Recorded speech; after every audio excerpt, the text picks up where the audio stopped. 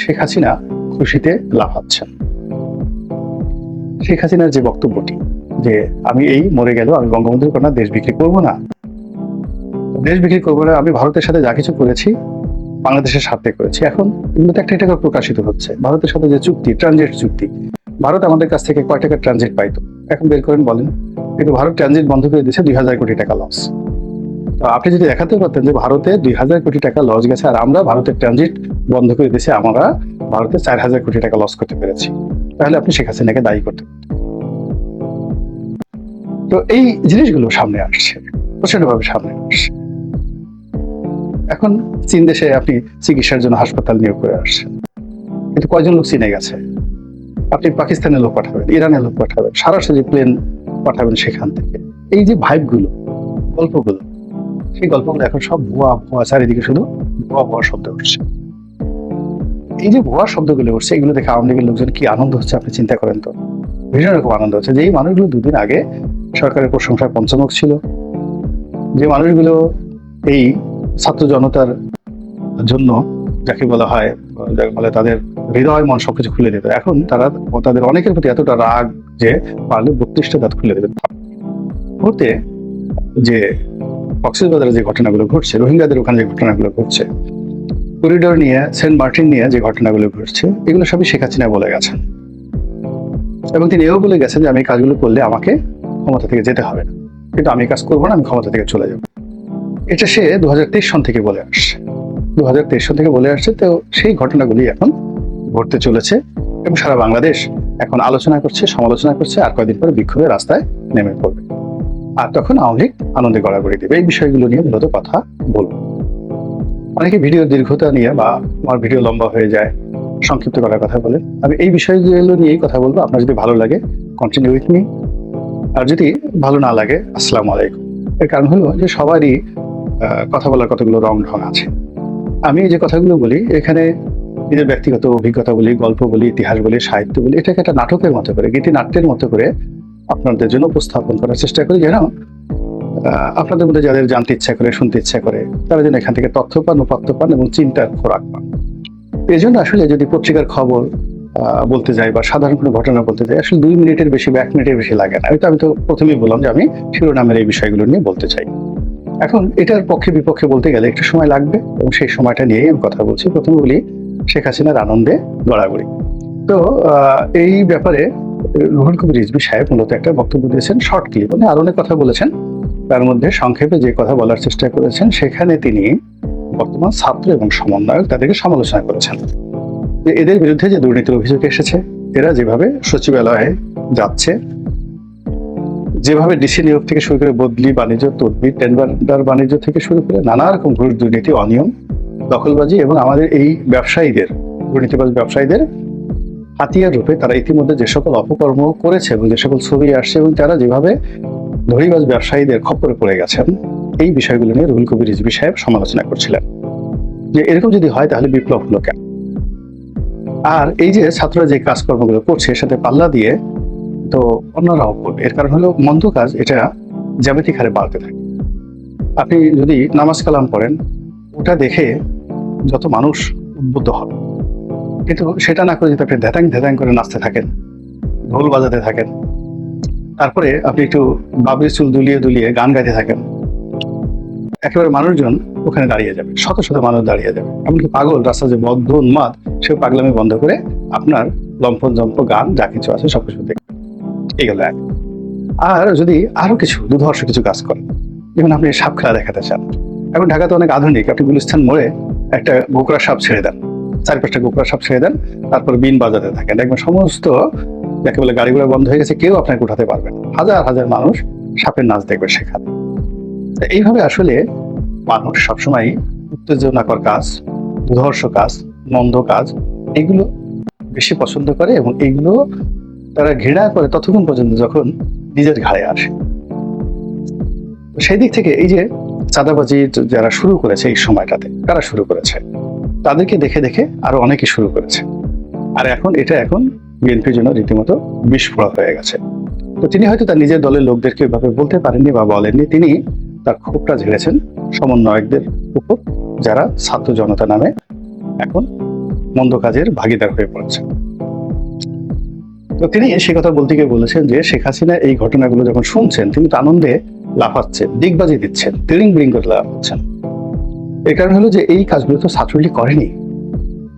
ছাত্রলীগ ক্যাম্পাসে মাস্তানি করেছে, নীলক্ষেতে চাঁদাবাজি করেছে, তারপরে অন্য অন্য এলাকাতে চাঁদাবাজি করেছে, ফুটপাতে চাঁদাবাজি করেছে, কিন্তু সচিবালয়ে ছাত্রলীগ ঢুকে মাস্তানি করেছে এই ঘটনা তো আমরা শুনিনি কখন। ছাত্রলীগের প্রেসিডেন্ট, সেক্রেটারি, বাংলাদেশের যেখানে সবচেয়ে বড় সংগঠন, 20 লাখ থেকে 30 লাখ ছাত্রের একটা সংগঠন, সেখানে ছাত্রলীগের সভাপতি মানে বিশাল ব্যাপার। তো তাকে তো তখন গ্রুপ অফ কোম্পানি ছেড়ে গাড়ি দেয়নি উপহার, কিংবা সাদ্দামের বিকাশে কেউ তো, বা রব্বানির বিকাশে কেউ 50,000 টাকা দিয়েছে, এরকম ঘটনা তো আমরা শুনিনি কখন। তারা চাঁদাবাজি করেছে, সবকিছু করেছে, টেন্ডারবাজি করেছে, এটা অস্বীকার করার উপায় নেই। কিন্তু এখন যে কাজগুলো হচ্ছে এটা তো খুবই ম্যাটিকুলাস, একেবারে সিস্টেমেটিক ওয়েতে। একটা ছাত্র সে গিয়ে একজন ডিসি লেভেলের কর্মকর্তাকে তদবির করছেন বদলি করার জন্য, এবং এটা হচ্ছে। আর একজন ডিসি তাকে টাকা দিচ্ছে যে তুমি এটা করাই দাও। এরপর ব্ল্যাঙ্ক চেক হচ্ছে, সেখানে কত কোটি টাকার একটা চেকের কথা উঠলো, এবং এর সাথে একেবারে সচিব পর্যায়ের কর্মকর্তাদের দুর্নীতির সংযোগ আছে। এটা তো শেখ হাসিনার জামানাতে হয়নি। এটাই রুহুল কবির রিজভী সাহেব বলার চেষ্টা করেছেন। এবং এখন আমি তার সঙ্গে যদি আরো কিছু যোগ করি যে শেখ হাসিনার খুশির অনেকগুলো কারণ আছে। যে তিনি যে কাজগুলো করেছেন এই সময়টাতে, যেমন দেখেন আদানির সাথে বিদ্যুৎ চুক্তি হয়েছে, আমরা সবাই গালাগাল করেছি। এখন এই সরকার বলতে বাধ্য হচ্ছে যে না, ওটা সঠিক আছে, আমরা রিজার্ভ পুরো খেয়ে ফেলেছে, শেখ হাসিনা রিজার্ভ দিয়ে দেশ চলবে না, খুব খারাপ। এখন এই সরকারের লোকজন বলছে ইকোনমি যত খারাপ মনে করা হচ্ছিল তত খারাপ না, ইকোনমি ভালো আছে, রিজার্ভ ভালো আছে, সবকিছু ঠিকঠাক আছে, ঠিকঠাক রেখে গেছে। তাহলে বলেন তো শেখ হাসিনা একটু যদি রবীন্দ্রসঙ্গীত গায়, আমারও পড়ানো যাহা চায়, আপনি তাকে বকা দিতে পারবেন? বলেন। সে যে সিজ বড়ি হায় মাস্ত মাস্ত, এই যে কথাগুলো, সে গানগুলো গাচ্ছে মনের আনন্দে। কেন গান গাচ্ছে? বিকজ এই সময়টিতে এসে এখনো পর্যন্ত পদ্মা সেতুতে যে দুর্নীতি হয়েছে, মেট্রো রেলে দুর্নীতি হয়েছে, আপনি পদ্মা সেতুতে যাচ্ছেন, মেট্রো রেলে দুর্নীতি হচ্ছে, তারপর রূপপুর পারমাণবিক কেন্দ্র থেকে মানে 1,10,000 কোটি টাকার প্রকল্প থেকে শেখ হাসিনা তার পরিবার 70,000 কোটি টাকা চুরি করে নিয়ে গেছে। এই কথা তো আমরা বলেছি, কিন্তু কই, এগুলো প্রমাণ লাগবে না? এগুলো বিশ্বাস করতে হবে না? কিন্তু এগুলো তো আমরা এখন প্রমাণ দিতে পারছি না। বরং উল্টো পদ্মা সেতু দিয়ে যাচ্ছি, মেট্রো রেল চলছে, এক্সপ্রেসওয়েতে যখন প্রতিদিন লাখ লাখ মানুষ যাচ্ছে, গাড়ি যাচ্ছে। আপনি দেখেন তো কুড়িল বিশ্ব রোড থেকে শুরু করে এসে যখন আপনি মগবাজার এসে এক্সপ্রেসওয়েতে নামেন গাড়িতে করে, আল্লাহর রাস্তে বলেন, খোদার কসম করে বলেন, আপনি কি তখন ডক্টর ইউনূসের কথা মনে করেন, বেগম খালেদা জিয়ার কথা মনে করেন, তারেক জিয়ার কথা মনে করেন, না শেখ হাসিনার কথা মনে করেন? একবার একটু চিন্তা করেন তো। যখন মেট্রো রেলে বসেন, মেট্রো রেলে বসে কি আপনি হিলারি ক্লিন্টনের কথা চিন্তা করেন, বারাক ওবামার কথা চিন্তা করেন, বা ডক্টর ইউনূসের যে স্বাস্থ্য উপদেষ্টা নূরজাহান বেগম, অথবা তার যে ব্যক্তিগত সচিব আছেন, আর সুন্দরী মহিলা আছেন, ভদ্র মহিলা, তো ওনার কথা কি আপনার মনে হয়, বা ওনার প্রেস সচিবের কথা মনে হয়, নাকি শেখ হাসিনার কথা মনে হয়? আপনি একটু চিন্তা করেন অবস্থা। বা যখন সব জায়গাতে গিয়ে দেখে যে পুলিশ কাজ করছে না, তারপরে কাছারিগুলোতে যে যার মতো করে মারধর কাটাকাটি ইচ্ছা মতো করছে, তখন কি আপনার মনে হয় না যে না, এসে একটা শক্ত শাসক থাকলে ভালো হইতো? এইগুলোকে আসলে প্যাদানি দেওয়া দরকার, এগুলো ওদের উপর বাড়ি দেওয়া দরকার। কিছু লোক আমাদের সমাজে এমন বাড়াবাড়ি করছে এখন এই সমাজেতে এসে, আপনাকে মনে হচ্ছে না যে এদেরকে আসলে দুধ কলা দেওয়া উচিত না, এদেরকে আসলে পশ্চাৎ দেশে বাড়ি দেওয়া উচিত? তো টেকনাফ থেকে তেঁতুলিয়া পর্যন্ত প্রতিদিন লক্ষ লক্ষ ঘটনা ঘটছে, যে ঘটনায় মানুষ শেখ হাসিনাকে স্মরণ করতে বাধ্য হচ্ছে। একেবারে দেখা গেল গ্রামের একেবারে সাধারণ একটা ছেলে এসে যে জুলুম অত্যাচার করতেছে, দোকান বন্ধ করে দিচ্ছে, আগুন ধরাই দিচ্ছে, শিক্ষককে পদত্যাগ করাচ্ছে, কলেজ স্কুল কলেজের লেখাপড়া সব শেষ, ড্যাম, সবকিছু মানে কি সে কিভাবে চলছে, পুরো রাস্তা দখল করে যেখানে সেখানে ব্লক হচ্ছে, যেখানে সেখানে অবরোধ হচ্ছে। ব্যাটারি রিক্সা চালক তাদের ভয়ে মানে কি বলবো, ছড়ছড় করে পুলিশের বড় বড় কর্তারা কাঁপছে। গার্মেন্টসের কর্মীরা রাস্তায় নেমে তারা পুলিশ আর্মির একজন ব্রিগেডিয়ারের গাড়ি পুড়িয়ে দিচ্ছে। এই যে ঘটনাগুলো, এগুলো দেখার সাথে সাথে প্রতি মুহূর্তে আপনার কার কথা মনে হচ্ছে? আপনার কি ডক্টর মোহাম্মদ ইউনূসের কথা মনে হচ্ছে, আসিফ নজরুলের কথা মনে হচ্ছে, নাহিদের কথা, সার্জিসের কথা মনে হচ্ছে, নাকি শেখ হাসিনার কথা মনে হচ্ছে? আর এটা আপনার এই যে মনের যে কথাগুলো, এটা যদি শেখ হাসিনা টের পেয়ে যায় যে তাকে কেউ স্মরণ করছে, সে কি খুশিতে একটু লাখ পাবে না? কিয়া কিয়া তো ডর না কিয়া।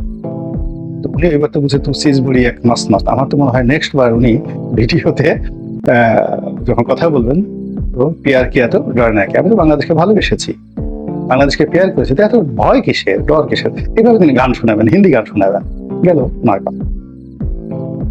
এরপর আসি আওয়ামী লীগের গড়া। আওয়ামী লীগ তো আছে, 1% আওয়ামী লীগ দেশ ছেড়ে যায়নি, 99.99% আওয়ামী লীগের লোকজন এখন আছে, হাইয়েস্ট 10% লোক বাস্তুচ্যুত হয়েছে, এলাকা ছেড়ে অন্য এলাকায় গিয়েছে, আর বাকিরা সবই এলাকাতে আছে। তারা বসে বসে তামসা দেখছে, মুসকি মুসকি হাসছে এবং তুলনা করছে যে না এ আমাদের যুগে তো এই জিনিসগুলো হতো বা হতো না। তারা নিজেরা চিন্তা করছে, প্রথমে তারা খুব ভয়ে ছিল, আতঙ্কে ছিল, এখন তারা দেখতেছে যে মাই গড, লোকজনের যে কথাবার্তা, গালাগালি বা লোকজনের মধ্যে যে অস্থিরতা কিংবা লোকজনের মধ্যে যে বিশৃঙ্খলতা বা নতুন চাঁদাবাজ, নতুন জাহেল, নতুন জালেম, নয়া ছাত্রলীগ, নয়া যুবলীগ, এদের কথাই বললাম, নয়া জয় বাংলা, নয়া কাঁঠাল রানী, মানে পিনাকি শেখ হাসিনাকে কাঁঠাল রানী বলে গালাগালি দিয়েছে। এখন এই সময়টাতে মধ্যে কত যে নতুন কাঁঠাল রানী তৈরি হয়েছে, যে কাঁঠাল রানীরা মদ খায় প্রকাশ্যে, যে কাঁঠাল রানীরা মদের সাথে সিগারেটও খায়, সিগারেট খাওয়ার পরে তারা সেখানে যৌনকর্ম করে এবং সেগুলোর শত শত ভিডিও ফুটেজ ইন্টারনেটে ছড়িয়ে পড়েছে। এখন যখন এই সকল অল্প বয়সী কাঁঠাল রানীদেরকে দেখার পরে তখন ওই যে পিনাকি যে তাকে কাঁঠাল রানী বলেছেন, শেখ হাসিনাকে কাঁঠাল রানী বলেছেন, এখন সেই শেখ হাসিনার সেই কাঁঠাল রানী আর এই যে নতুন বিপ্লবের পরে যে শত শত কাঁঠাল রানীর অভ্যুদয় হয়েছে, যারা একসময় স্ট্রিট বেকার ছিল, ভিক্ষুক ছিল, তারা এখন পৃথিবীর সবচেয়ে দামি মদের বোতল নিয়ে একটা পুরো বোতল ডকডক করে গিয়ে লেখাচ্ছে, 5 স্টার হোটেলে গিয়ে সেই টাইট প্যান্ট করে 2 পা ফাঁক করে দিচ্ছে, অনেকের উদ্ভট উলঙ্গ ছবি এবং অনেকের সেই যৌন সংগ্রহের ছবি পর্যন্ত কার কার সাথে করছে সেগুলো পর্যন্ত চলে আসছে। ড্যাম কেয়ার, তারাও কিছু মনে করছে না। তারপরে যারা দেখছে তারাও কিছু মনে করছে না, যারা করছে তারাও কিছু মনে করছে না। কিন্তু আওয়ামী লীগ বলছে না, আমাদের জমানাতে এই সমস্ত ঘটনা ঘটে। ওই যে গুলশানে দেখলাম 18-19 বছরের একটা মেয়ে মদ্যপ অবস্থায়, সে রাস্তায় দাঁড়িয়ে দাঁড়িয়ে যে অশ্লীল অশ্রাব্য ভাষায় গালাগাল করছে এবং নিজের যৌনতা, নিজের যে ক্রেজিনেস, সেক্সুয়াল পারভার্সন, এটা নিয়ে রাস্তার ছেলেদেরকে যেভাবে গালাগাল করছে, এই দৃশ্য কিন্তু আওয়ামী লীগ জমানাতে ছিল না, একটা সিঙ্গেল ছিল না। অসভ্যতা, অভব্যতা যা কিছু ছিল সবই ব্যক্তিগত পর্যায়ে ছিল। এগুলো দেখে তো আওয়ামী লীগের লোকজন তারা আনন্দ করবে, সঙ্গত কারণ আনন্দ করবে যে এটা অসাধারণ সময় আমরা পার করছি। এরপরে শেখ হাসিনার যে বক্তব্যটি যে আমি এই মরে গেল, আমি বঙ্গবন্ধুর কন্যা, দেশ বিক্রি করবো না, দেশ বিক্রি করবো না, আমি ভারতের সাথে যা কিছু করেছি বাংলাদেশের স্বার্থে করেছি। এখন এগুলো তো একটা টাকা প্রকাশিত হচ্ছে, ভারতের সাথে যে চুক্তি, ট্রানজিট চুক্তি, ভারত আমাদের কাছ থেকে কয় টাকা ট্রানজিট পাইতো এখন বের করেন বলেন। কিন্তু ভারত ট্রানজিট বন্ধ করে দিয়েছে, 2000 কোটি টাকা লস। আপনি যদি দেখাতে পারতেন যে ভারতে 2000 কোটি টাকা লস গেছে আর আমরা ভারতের ট্রানজিট বন্ধ করে দিয়েছি, আমরা ভারতে 4000 কোটি টাকা লস করতে পেরেছি, তাহলে আপনি শেখ হাসিনাকে দায়ী করতে পারতেন। তো এই জিনিসগুলো সামনে আসছে, প্রচন্ডভাবে সামনে আসছে। এখন চীন দেশে আপনি চিকিৎসার জন্য হাসপাতাল নিয়োগ করে আসছেন, কিন্তু কয়জন লোক চীনে গেছে? আপনি পাকিস্তানের লোক পাঠাবেন, ইরানের লোক পাঠাবেন, সরাসরি প্লেন পাঠাবেন সেখান থেকে। এই যে ভাইবগুলো, গল্পগুলো, সেই গল্পগুলো এখন সব ভুয়া ভুয়া, চারিদিকে শুধু ভুয়া ভুয়া শব্দ উঠছে। এই যে ভুয়া শব্দগুলো উঠছে, এগুলো দেখে আওয়ামী লীগের লোকজন কি আনন্দ হচ্ছে আপনি চিন্তা করেন তো। ভীষণ রকম আনন্দ হচ্ছে যে এই মানুষগুলো 2 দিন আগে সরকারের প্রশংসায় পঞ্চমুখ ছিল, যে মানুষগুলো এই ছাত্র জনতার জন্য যাকে বলা হয়, যাকে বলে তাদের হৃদয় মন সবকিছু খুলে দিত, এখন তারা তাদের অনেকের প্রতি এতটা রাগ যে পারলে 32টা দাঁত খুলে দেবে। এরপরে অনেক পণ্ডিত ব্যক্তি যেমন ফাহাদ মাজাহের, তারপরে আপনার ধরুন আসিফ নজরুল, এখন এই সমস্ত মানুষের যে একটা ভাইব ছিল সারা বাংলাদেশে জুলাই আগস্টের আগে পরে, এখন কোন অবস্থাতে আছে আপনি গিয়ে দেখেন তো। তাদের প্রাইভেট সেফটি আর সিকিউরিটি কি আগের মতো আছে? তো সব মিলিয়ে এই যে একটা অবস্থা তৈরি হয়েছে, সেই অবস্থার কারণে দাঁত বের করে কিলবিল করে আওয়ামী লীগের লোকজন আসার সুযোগ পেয়েছে। আর আরো অনেক মানুষের মতো আমরা যারা এই সামাজিক মাধ্যম ব্যবহার করে, গণমাধ্যমে লিখে জনমত তৈরি করেছিলাম শেখ হাসিনার বিরুদ্ধে, আর এদেরকে আমরা আবাবিল পাখি হিসেবে গ্রহণ করেছিলাম। বুঝতে পারছেন আমাদের অবস্থা কতটা নাজুক অবস্থায় পৌঁছে গেছে।